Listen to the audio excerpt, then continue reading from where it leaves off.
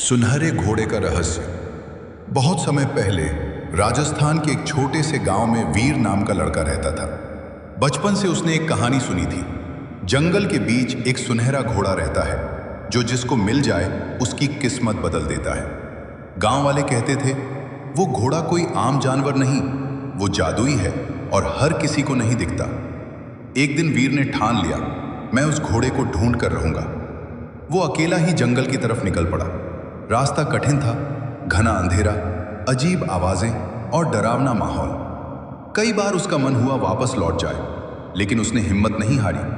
अचानक उसे दूर एक चमक दिखाई दी।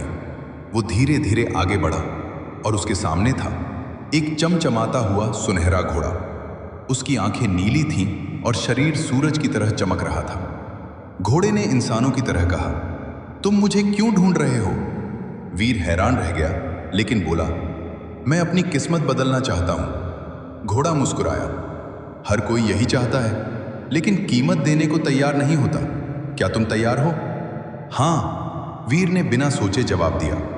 घोड़ा बोला, तुम्हें 3 परीक्षाएं पास करनी होंगी। डर का सामना, लालच को ठुकराना, सच बोलना चाहे नुकसान ही क्यों ना हो। पहली परीक्षा में वीर को अंधेरे गुफा में जाना पड़ा, जहां डरावनी आवाजें थीं। वो डरा लेकिन रुका नहीं। दूसरी परीक्षा में उसे सोने से भरा एक खजाना दिखा, लेकिन उसने उसे हाथ नहीं लगाया।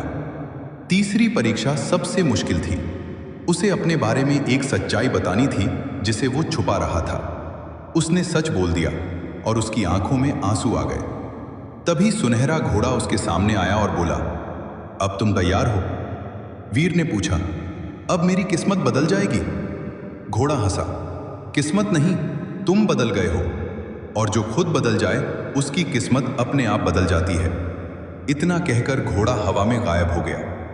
वीर जब गांव लौटा तो वो वही लड़का नहीं था। अब वो बहादुर, सच्चा और समझदार बन चुका था, और धीरे धीरे उसकी जिंदगी सच में बदल गई। सीख, असली जादू किसी चीज में नहीं, खुद को बदलने में है। सांप,